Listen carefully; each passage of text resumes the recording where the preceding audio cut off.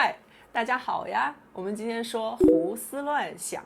胡思乱想是非常消耗自己、非常耗神的一种精神状态。如果任其发展，很容易培养出新的不良的心理习惯。虽然有时候也会是一种开放性的思维状态，有助于一些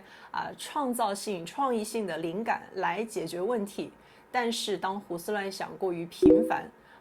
或者说我们无法自控的时候，就需要进行注意和管理了。我将在这期视频手把手的带你了解胡思乱想背后的规律，学习这个规律，掌握这个规律，优化我们自己的生活状态。除了这个主干内容，我还会延展胡思乱想当中两个比较特殊的板块，一个是心智模块，还有一个是灵感，就是我们创造力、创意的这些来源。怎么才能拥有取之不尽的创造力、用之不竭的这种行动力？我们透过胡思乱想背后真正的规律来一探究竟，到底如何保留下来自己需要的部分，去掉自己不需要的，让自己感受到不太舒服的这一部分。虽然在网络上、书本上各种关于负面的胡思乱想的解决方法还是蛮多的，比如说像对古老智慧、人们在经典中提炼出来的一些道理，偏哲学的，人们口口相传的流行的，还有偏身心灵的各种各样的各种各样的解决办法，再或者就是钱。但是能说到根本上的很难看得到，绝大部分都是临时的缓解，或者提供一种思维上的逻辑自洽，再么就是只是针对既定问题的很怎么说呢，很教条的解决方式，并没有说得很明白人的这个胡思乱想到底是什么东西，为什么总是这么的不由自主，好像无法控制一样，想要的不来不想要的一直缠着自己一样。比如像东想西想、敏感、精神内耗，人们总是会把这些真实的体验发生在自己身上的这些体验和自己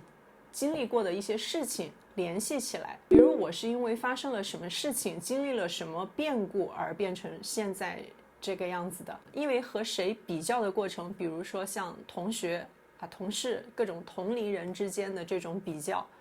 因为这种比较，我总是感觉到自己不够好，不知不觉很容易就陷入一种无止境的精神内耗当中。尤其是停下来、闲下来的时候，睡前躺下的那一刻，更是很多胡思乱想的高发期。接下来注意不要跟丢，我们来还原一下这个场景。假设此刻你正在胡思乱想，我们给这个场景按一下暂停键，就像我们正在看视频的时候，我们把这个视频给它暂停，就停在视频静止的那一帧。那么现在我们就停在自己胡思乱想的那个瞬间，我们看一下这个静止的画面是什么样子的。通过这个定格的观察，我们不难发现，胡思乱想是我们大脑中的想法在不断的变化，是想法在戏马游缰，不断的好像跑东跑西一样。也就是我是我，我的想法是我的想法，我的各种各样的念头是我的各种各样的念头，我脑海中各种各样的画面，就像过电影一样的画面，是我的脑海当中的这些过电影的画面。这个是非常非常关键的信息。这个信息之所以重要，是因为我们通过这个观察明确了主体和客体。观察者就是我们自己，和被观察，不变的和变化的和流过的这些想法的这种关系。所以我们要解决胡思乱想，真正的关键点在这一环，而不是在发生了什么事件上。发生了什么事情已经是在非常末端非常远的一个我们不能控制的范围了。我们大脑中的这些想法念头有它自己的变化流动的规律，这个规律不是针对于事件而来的，而是这个想法念头的本身的规律。这个就是我们今天要说的最主要的内容，心理过程5大规律。第一个是连续，第二个重复，第三个惯性，第四个临界点，第5个激发。接下来我们展开描述一下心理过程的5大规律，自己对照看一看是不是这个样子。也就是注意力从关注的事情的那个发展上收回到想法自身的这个规律上，我们来对照检验一下。第一个连续，这个很好理解，就是想法念头一个接一个的，就像连续剧一样，就像电视台不断的在播放节目一样，各种各样的节目。第二个，重复规律，这个也很好理解，就是脑海当中的想法念头总是重复出现，但是它可以是除了是想法念头，还可以是声音，还可以是文字，还可以是各种图像的重复。比如我们有时候会就是在一天当中经常会不断的哼一首歌当中的就那么几句话，总是反反复复的去哼，自己还没有意识到身边的人已经烦了。还有难以忘怀的人和事情，好看的美景总是反反复复的出现在自己的大脑中。接着就是惯性规律，当我们的想法我们的念头不断的重复的一个接一个的连续的出现，任其发展形成惯性，就像火车一样，惯性是非常大的。第四个，临界点，这个也很好理解，人的忍耐与承受都是有限度的，超过了这个临界点就会失控，比如突然的爆发的时候就像乱码了一样。第五个，激发规律，任何一种情绪状态我们都是可以把它激发出来的，或者说调动出来。比如说演员演戏，他现在需要一场哭戏，立马的然后眼泪就哗啦啦的哭了。比如说有时候我们会说这个演员演技不太好，他可能就是激发运用的还需要再练习一下，这是只是一种比喻大概就是这样子。演戏好的呢，就是他能够很沉浸式的在那个状态当中，对自己的所有情绪每一个节点肢体语言情绪的传达都有很好的掌控力，这个就是激发的一种使用。还有我们自己在日常生活当中很常见的一种使用，就是比如自己喜欢的偶像，喜欢的很有名的名人，会把他的画像什么的打印出来贴在哪里，看一下激励自己，自己倦怠的时候看一下，然后又打打气，大概就是起到一种这种鼓励的作用。听国歌的时候情绪很高亢很激动，也是一种激发功能。我们的每一个想法念头都离不开这些规律，每个人每天都会重复无数次，无一例外。大家对照看一下，就是挑选一些自己观察到自己的想法念头画面也好，声音，看一看是不是能够对得上这5个规律。可是真正知道愿意搞清楚这个运行规律的人很少很少。这里说的不是只针对胡思乱想的这种状态，还有每一个人每一个稀松平常的念头都是这样的运行规律。从早上睁眼开始，心里就会不断的开始冒出想法，今天穿什么衣服，等等吃什么早餐，今天工作怎么安排，不工作的话等等出去玩怎么安排，今天如果在家的话要怎么度过，等等要去见见谁等等。大脑当中流动的这些信息流就是心理过程，而人们说的胡思乱想就属于这个范畴，还有精神内耗等等，这些都是。说的再直白一点，就是想法念头太多了，或者就是古人或者修道修佛的人会说你的想法妄念太多了，而他实际的情况是已经形成了不良的心理习惯，注意力还不断的过去纠缠陷入，就会感觉到混乱，被带跑，各种被带跑，东奔西走的，有时候明明一天什么都没做，反而还会感觉到好累啊。这个时候你虽然外观上看起来什么都没做，但是你的脑袋没有停啊。所以说胡思乱想是非常消耗人的精力的一种状态，而这些心理过程又分为主动与被动。人主动去想的，像逻辑、认知、思维，还有学习过程当中的理解、分析，还有像现在一些拓展思维的训练方法，比如说像画思维导图，也是主动去想的过程。而被动出现的想法，就是我们大脑当中自己冒出来的这些念头，因为我们的五官一刻不停的在接受各种各样的外界，来自于外界的信息，我们的注意力也在不断的去抓取这些信息，比如像触景生情、联想，还有时候我们站在比较高处的地方会产生想跳下去的这种想法念头，甚至还会被自己吓到，被一个想法吓到。还有我们在很认真的工作、持续的学习的一段时间后，突然其实身体已经饿了，但是忽视了嘛，突然冒出来想吃炸鸡、想喝可乐的这种一些想法，它都是被动的，不是我们主动去思考出来的，因为它出现了，被我们看见而已。我们了解了这些心理过程变化的规律，也了解了心理过程的主动与被动之分，我们就可以从中获取解决的思路了。要解决这个问题很简单，给它减少。注意这里说的是减少，也不是停止，也不是去掉，也不是完全不想，这是有很大的区别的。还有很多其他地方会教人们不去想，会教人们去观察自己的每一个想法，甚至去剖析自己的想法，观察自己更深层次的心里面在想什么，就是一点一点给它回忆出来，一点一点给它揪出来。还有很多一上去就让你去回忆你的什么所谓原生家庭，如果你有认真在看这个视频的话，你可能已经意识到分析剖析的过程就是不断的在重复连续加深惯性的过程，这就是不怕有后遗症的一种处理方法。所以这样去做的话是很危险的。我们活着，人活着就会有不断的想法和念头产生，就是这样子。人不断的五官在接受各种各样的信息，我们的注意力也在不断的去抓取这些信息。说到抓取，我岔开一下，就是因为人的这些心理规律啊，它就变成了很多不同立场的运用。我们现在举个例子，比如说我现在是卖家，我要把我自己的产品卖出去，那首先我得让其他人知道有这个东西，对吧？于是呢，招贴广告的形式就应运而生了，广而告之，同时一定要去吸引人的注意力，不管用什么方法。这个时候人们可能会想，广告就是要有创意嘛，但是广告真正的核心在于不断的重复，或者说广告就是重复的艺术，不断的重复，它跟你做一个多么有创意的东西，你创意只是一种锦上添花的事情，重复才是真正的核心。当年收礼不收过年不，今年过节不收礼，收礼只收脑白金，这个就是重复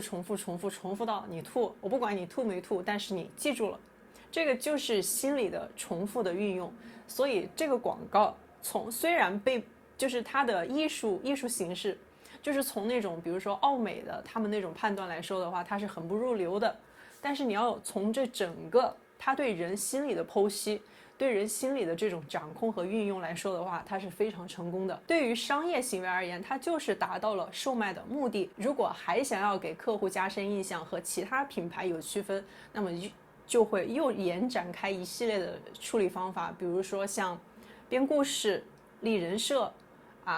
创造一个系列产品等等，这些各种各样的包装手法。总之就是不仅让你记住，还让你心里面惦记着。如果我此刻的身份是买家，我的立场是过好我自己的生活，我所有采购行为的发生也是为了让我的生活越来越好，越来越舒适。那面对这种巨大的消费主义浪潮，甚至人们的生活当中也是无处不在的渗透着各种各样的品牌植入。那么怎么避免让自己被这种无端端的欲望牵制住呢？给它反过来就行了。它让你连续的东西不要让它继续，惯性的给它刹车，这样就很大程度上人们在做选择的时候是从自己真正需要喜爱的角度出发，而不是反过来被品牌塑造出来的一种可有可无的一种需求，反正买嘛，成交了就行了。你掌握好这几个规律，运用是很好玩的，它真的就是渗透在生活当中的每一个环节，尤其是和人交涉的过程当中。广告的运用只是其一，它好歹还有一点就是它是光明正大的在给你给你传播，但是还有很多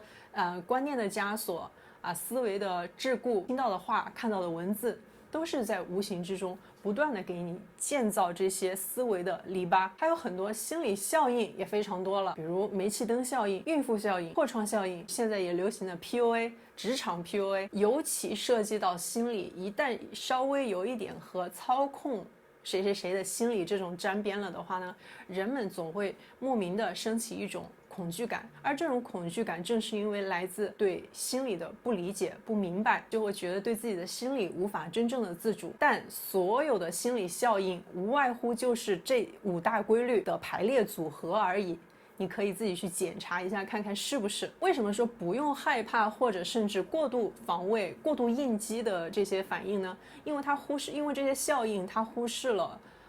在这个人和人之间的互动当中很重要的一环，就是人的自主性。因为在普通情况下，两个人接触的那一刹那开始，我就是有选择的，我可以选择和你接触和不和你接触，对吧？我可以选择我自己的状态，我可以选择我用什么样的方式去回应。在接下来相处的每一个环节，人都是有选择的，而且是可以选择自己的状态，用什么样的方式去应对的。这个选择不是来自于你去选择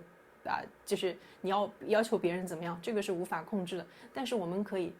控制自己。所以林林总总源头，根本性的解决源头在自己这里，而不是去我要那件事情要怎么应对发生了这样的情况我应该怎么处理，去做什么，采取什么样的行动，已经是很末端的一个，就是从我开始有这个想法开始到去执行，有这个动机开始去做，它是有先后顺序的。去做什么，去采取什么样的行动，已经是末端阶段。所以作为自己，我们真正应该首先去做的是调整、优化自己的心理习惯，而这个是可以通过训练和培养的。前面我们提到很多地方会教去观察自己的想法，观察自己的起心动念，这个称之为习禅，这个称之为观，这个属于半吊子。观察自己的想法会有什么样的后遗症呢？因为它的方式是出于试图用集中注意力来停止大脑中的这些流动的信息流，而我们集中注意力的过程只是注意力聚焦集中了，大脑当中的想法并不会停止，也不会说不运行了。只要继续的持续的按照这类方法练习虽然在前期初期可能体验到一些开始观察到自己的想法，注意力提高、专注力提高的这些改善，但随着注意力敏锐度的提高，聚焦的过程费劲到无法继续维持，它就会变本加厉的爆发。这就是现在很多冥想者、禅修者容易出现问题的原因，也就是所谓的再严重一点的话，就是所谓的走火入魔，它会传的神乎其乎的。自己首先其实应该是第一个感受到不对劲的人。当你不对劲的时候，其实你最好的方式是宁可停下来，但是呢又很难找得到应对的措施。虽然我们要解决这种让我们深陷其中的，让我们感觉到不舒适的各种各样的胡思乱想，但是我们真正下手的地方却不在自己的想法上。处理想法这个行为就好像是我们拿手去玩胶水，结果只是越弄越麻烦，越整越黏糊。阳光下的这些灰尘，看到很多尘埃的时候，拿手去扬，结果只会是越扬越乱，然后空气当中的这些灰尘会越来越跳跃。只有放松身体的静坐练习，深度的静下来，胡思乱想的情况才会明显减少，而且没有任何后遗症。同时灵感类型的、创造类型的这种胡思乱想，好的胡思乱想呢，又会得到开发，留下自己需要的，去掉自己不需要的。人体松下来，深度静下来，身体会经历9层转变，静坐到4层，胡思乱想的情况就会大幅度减少。同时我和我的想法之间的这种区分也会越来越明白。这种明白不是说我们刚刚用那种定格的方法，我知道了我和我的想法是2种存在，而是通过练习之后，我清晰的看见了，我就是知道我和我的想法是2个东西。这个时候还就没有什么说陷不陷入这种纠缠的过程了。我是我的想法就是我的想法，我可以加入到我自己感兴趣的当中去，我可以避免掉给我带来一些消耗的这种让我感觉到不适的这种心理过程。而这种明白不是通过理解，就是通过训练身心获得转变，做到就是知道，没有什么为什么。通过静的训练，身心状态已经发生改变，我们的心理习惯不断的在用良性的心理循环在取代这种旧的惯性很大的每天都纠缠深陷其中不断循环的这种心理习惯，不断的在进行优化。以上我们对心理过程的规律5大规律有了比较初步的了解。我们接下来再说一下在心理过程的类型当中2个比较特殊好玩的内容，一个是心智的分析活动，就是心智模块。简单点来说，就是我们脑海里面经常说的另一个声音。比如说啊，小红突然想吃炸鸡了，他就想要去点一份炸鸡，然后在选的过程当中，我吃这个好呢还是这个好？突然出现油炸的东西对身体不好，吃油炸会长胖，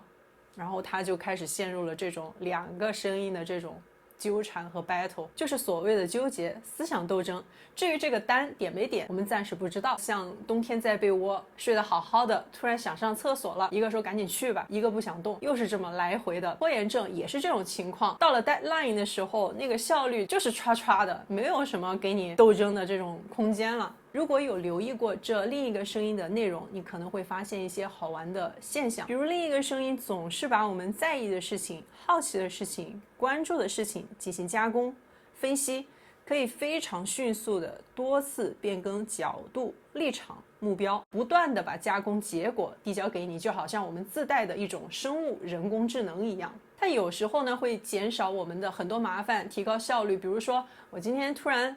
想要把家里面的清洁做一做，当我有了这个粗略的想法的时候，接下来我要去做什么，一环扣一环的，它就自动的不断的加载出来了我要去做什么的这些细节，不断的自动加载，就像一个自动的外挂，对这个心智指示不断的递交选项。虽然这个心智有时候看起来甚至像我心里面还有另外一个我的各种各样的想法，它只是不断的给你提交各种各样的运算结果，而不是直接做决策下命令。小红点没点炸鸡，心里面的这两个声音说了不算，你起不起身去厕所，这两个打 battle 的声音也说了不算。而deadline 的那个高效也不是你脑海中那个给你 battle 的声音让你拖延的声音没了，而是你的注意力没有再继续为它提供燃料，就好像一个在拉你后腿的人，这个时候他过来帮你了，变成了一个自动的外挂。而这另一个声音什么时候自己决策过呢？从来都没有。因为心里的这个声音只有分析加工的能力，它只有推荐的功能，没有独立人格，无法争夺第一且唯一的决策权，无法做主。内心的两个小人也不是有两个你，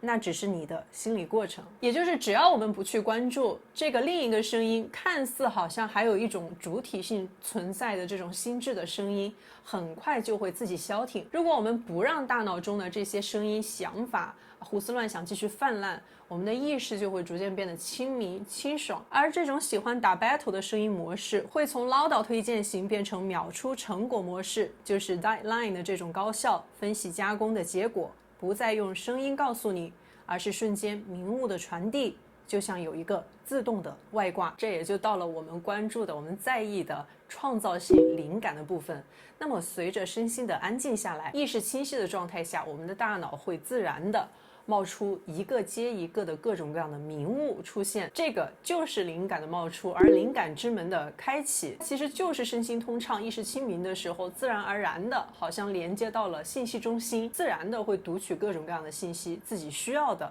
想要的最在乎的都会像灌进来一样，就是需要就有需要就有的状态。而现在西方心理学所定义的心流就是这个状态的呈现，但是他们只是知其然，偶然出现的情况偏多，并不能知道这个到底要怎么操作去做什么，然后才能就像自家酿的灵感一样，需要的时候去取就有了。灵感之门开了，理解认知就会完全自动的同步加载最佳答案，就是古代说的智慧。灵感之门的开启用处非常多，几乎覆盖了人类所有行业最顶级的问题。普通人而言，灵感之门在凌晨4点左右最容易开启，但也不是没有代价的。方法是身心进入佳境，让大脑清空，能灵敏地接收读取宇宙信息。代价就是容易消耗脑力精神力，就是我们日常说的心力，耗费心力的一种模式。所以随遇而安就是最佳处理方式。就算开始通过身心静下来的训练，知道了灵感之门如何开启，如何获取灵感，读取这些信息，但是也不要太过于用力，因为它是非常耗费心力消耗精力的一种模式。所以对于灵感对于创造力这些东西的追求，就是应该适可而止，不要过度神化它们，只有适度维持意识的清明才是最佳方案。希望通过这个视频，大家对心理过程有了初步的了解，也希望胡思乱想不会再对你的生活造成困扰，而灵感、行动力行动力没讲行动力的其实就是我本来应该是直接去做的，但是我现在的注意力放在了心理过程，去关注他们了，就是这个就是最本质的。人没有懒的，没有懒这一说，只是说我们现在我们的注意力被心理过程占据了，所有的注意力都开始去关注我现在的内心活动，我心里面怎么想的，对峙的解决办法就是直接去做就好了，就是到点做，就跟吃饭一样，到点吃，由不得什么选不选择。为什么Deadline的高效就是直接去做了呀，你做了就什么事情都没了。虽然很多地方在灌鸡汤，就是说行动是解决想得多的这个最好的良药，确实是这样子，但是我们要明白这个拖延症真正的消耗是在哪里，它的原理是什么，就是注意力被我们的想法这种各种各样的干扰所吸引了，最后还是要回到来减少我们这种干扰性的想法，减少我们胡思乱想的这种习惯，优化心理的秩序，这个才是我们应该去做的方向。当然静下来的练习是还是根本的。希望通过这个视频，大家对自己的心理、对心理过程的5大规律有了一个比较初步的了解，也希望胡思乱想不要再对你的生活造成哪怕一丝的困扰，重新回到清爽踏实的真实的生活当中来。感谢订阅我的频道，谢谢观看，我会继续在这个频道当中分享健康心理的预防与维护。再见。掰对联：福，增瑞延祥，免喜延庆，苍龙携永随，遗鸟传长发。传长发呀，还是天道苍龙祝大家过年好，发大财，清爽踏实每一天，新的一年易顺万事。你们那里的福是正着贴还是倒着贴？福到。